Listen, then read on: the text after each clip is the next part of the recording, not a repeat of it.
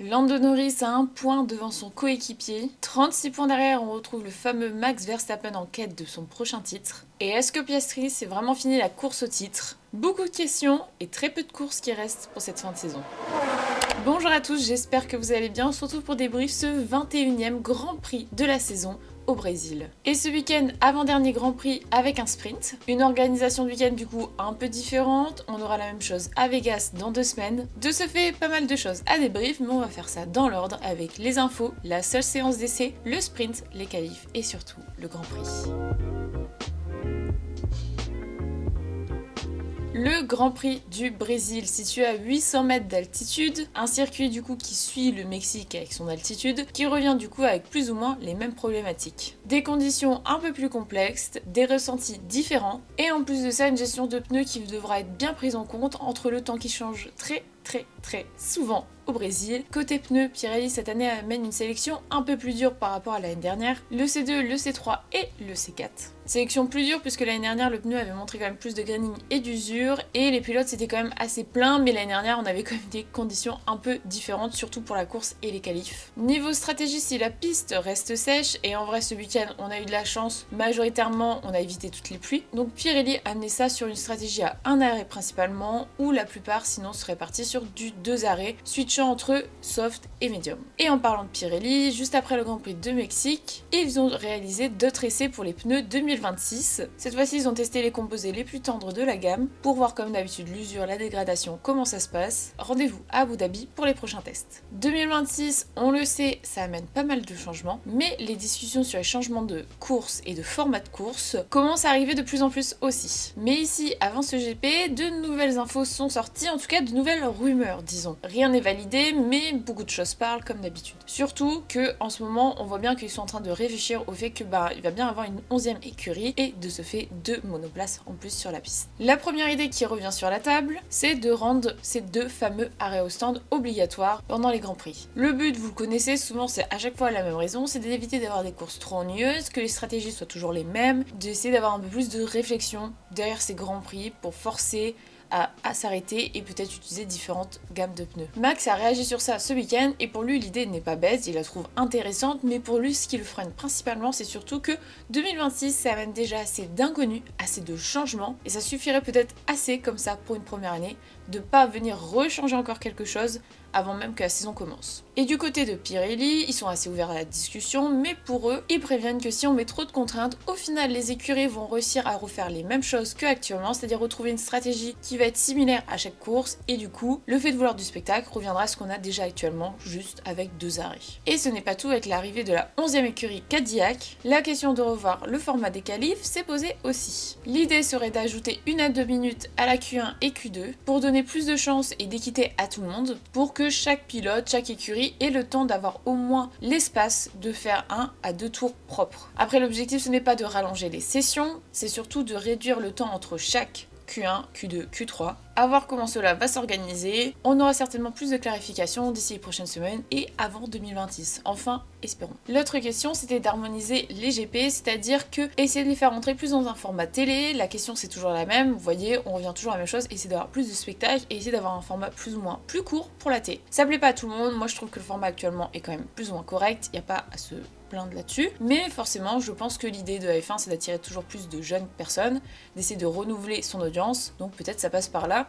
Ça serait donc de raccourcir certains GP comme celui de Singapour, c'est-à-dire que réduire un peu la distance pour essayer que ça reste dans un format plus ou moins ok, je suppose, pour eux. Parlons du sujet le plus chaud du moment, si on peut dire ça, les McLaren. On le connaît, le contexte c'est le même, ils sont tous les deux en course au titre, on a eu pas mal de retournements de situation cette année surtout sur eux. Si pour Piastri on était persuadé qu'il allait le gagner, au final depuis quelques temps, gros changement. Et surtout on rajoutera que la course au titre était que pour les 2 McLaren et pourtant dernièrement, Verstappen est encore présent. C'est très compliqué, il n'est pas là à le gagner demain, mais la course continue mathématiquement, c'est encore possible. Je vous disais, pour la première fois depuis 6 mois, Lando Norris a repris la tête du classement. Avant ce week-end, il n'a qu'un point d'écart, mais il reste pour le moment toujours devant. Piastri, lui, qui avait pris la tête très tôt du championnat et avait même réussi à avoir plus de 34 points d'avance, mais depuis quelques courses, depuis Bakou, on sent bien que c'est un vrai retournement de situation qui a eu lieu. Norris reprend de la force. Dernièrement, Piastri a quand même plusieurs DNF. Comme Norris le dit, il a moins de réussite. ce qui ne doit pas le déplaire, je pense, pour lui. Alors la vraie info, comme d'habitude, ça n'a pas changé, McLaren l'a bien dit,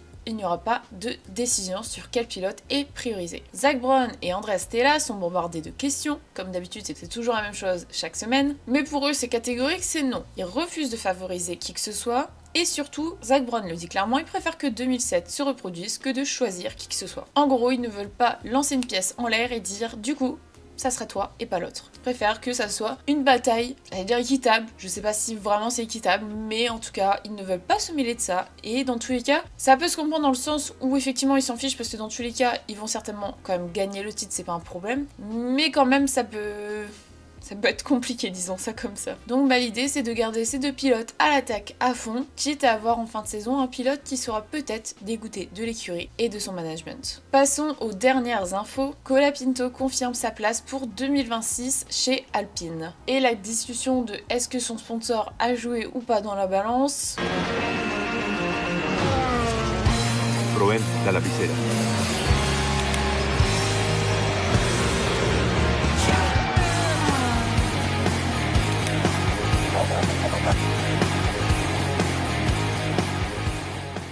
Peut-être. Et Audi qui nous tease avec ce début de week-end avec une annonce dès semaine prochaine.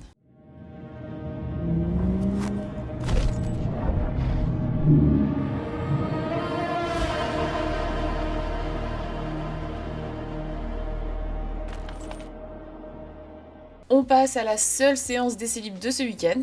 Alors sans surprise, McLaren frappe très fort et en général sera quand même très fort tout le long du week-end. On en reparlera, mais Norris réalise quand même un très bon week-end, limite sans faute. La grosse surprise vient surtout du top 5, avec Hülkenberg qui se place 3ème dans cette séance d'essai avec son 3ème meilleur temps. Bortoleto suit avec son 5ème meilleur temps. L'Aston Martin d'Alonso qui a l'air de très bien se comporter aussi en ce début de week-end.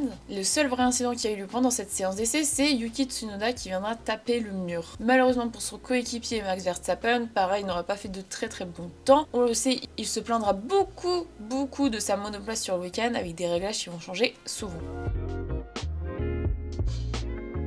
Passons au sprint. Pour rappel, sur un week-end de sprint, on n'a donc qu'une seule séance d'essai le même jour que les qualifs du sprint. Donc ça veut surtout dire moins de temps pour tester des choses pour les écuries. Bon alors je vous disais, Norris, vraiment, ça va être un très bon week-end pour lui. Il signe la pole position dans ses qualifs pour le sprint. Mais la très grosse surprise du week-end, si on peut dire ça comme ça, on le sait que c'est un bon pilote, mais dernièrement il avait quand même pas mal d'erreurs aussi, ce qui est normal pour une première année, c'est Kimi Antonelli qui vient se placer juste derrière Norris. En revanche, ça va être la douche froide et comme je vous disais, un week-end compliqué pour les Red Bull puisque Max Verstappen ne se positionnera que 6ème. Vraiment, il se plaint de la voiture, il n'y a aucun grip et il le dit, pour lui, elle est inconduisible. Les Ferrari qui suivent la tendance de Red Bull avec un week-end très compliqué pour eux aussi. Hamilton qui sera sorti de la Q2 directement 11ème et Leclerc le rejoindra. Après être éliminé, il passera 12ème aussi. Alors comment s'est passé le sprint? Si le départ était plutôt bon pour tout le monde, avec surtout les McLaren qui reprenaient bien le devant et un bon rythme, un drame arrivera très vite pour Piastri. Dès le 6ème tour, il se sortira. Une erreur plutôt bête si on peut dire ça comme ça, il passera sur le vibreur, perdra la voiture et finira dans le mur. Il ne sera pas le seul à abandonner puisque quelques secondes après, on retrouvera Hülkenberg et Colapinto qui se sortiront au même endroit. Gros drapeau rouge et 3 pilotes out. À la relance après ça, Norris lui va réussir à conserver sa première place, ça sera quand même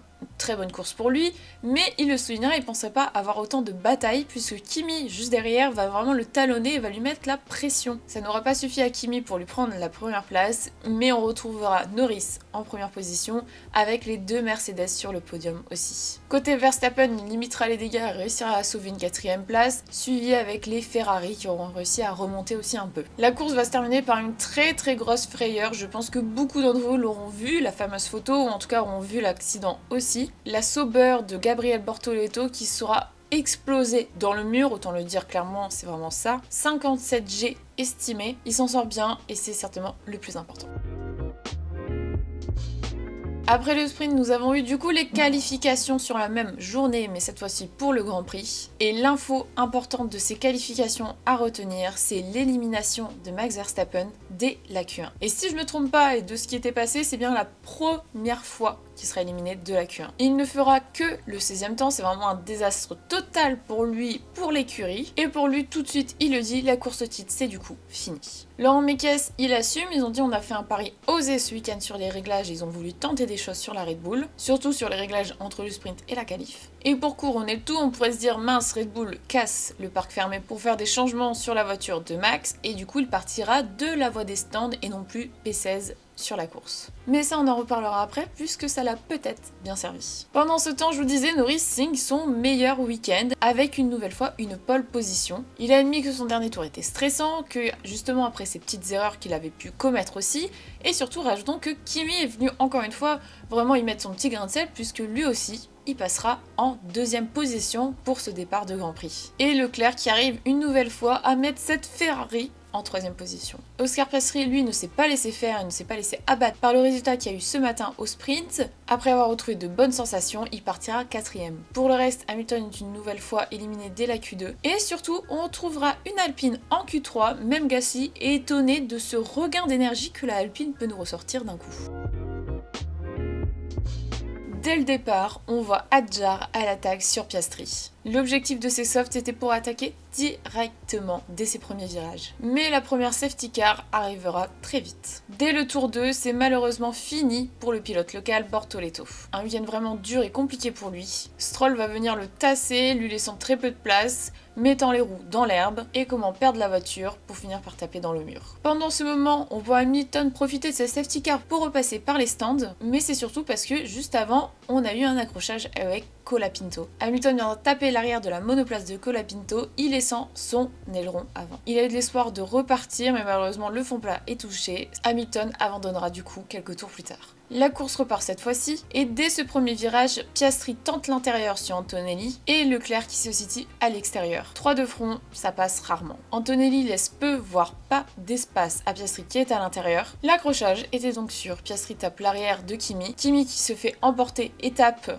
la voiture de Leclerc, le dommage collatéral qui lui l'avait bien vu venir et s'était décalé de eux. Leclerc qui est le seul à se retrouver avec sa suspension avant droite cassée. S'ensuit du coup un abandon. Un week-end vraiment très compliqué pour les Ferrari une nouvelle fois. Dans ce cas où Piastri s'en sort plus ou moins bien et réussit à prendre la deuxième position, mais évidemment les commissaires analysent l'incident et la sanction tombe, 10 secondes de pénalité pour Piastri, jugé principal responsable de cet incident. Moi j'avoue que je suis mitigée là-dessus, je sais que on a vu les explications que c'était en fonction du rétro, de qui est devant, qui est derrière, qui calcule la responsabilité de qui. On est d'accord ou on n'est pas d'accord. Pour moi, ça reste un incident de reprise de course. Il aurait fallu ne rien avoir comme pénalité. Ou alors, il fallait aussi prendre en compte que Kimi allait vraiment laisser pas du tout d'espace à Piastri. Il a fermé la porte, c'est une chose, mais là, il avait fermé la porte et ne pas laisser d'espace aussi. Dans tous les cas, la course est passée. On peut tous avoir un avis différent, ça ne changera rien. Dans tous les cas, celui qui a réellement le plus perdu, c'est Leclerc qui n'avait rien demandé.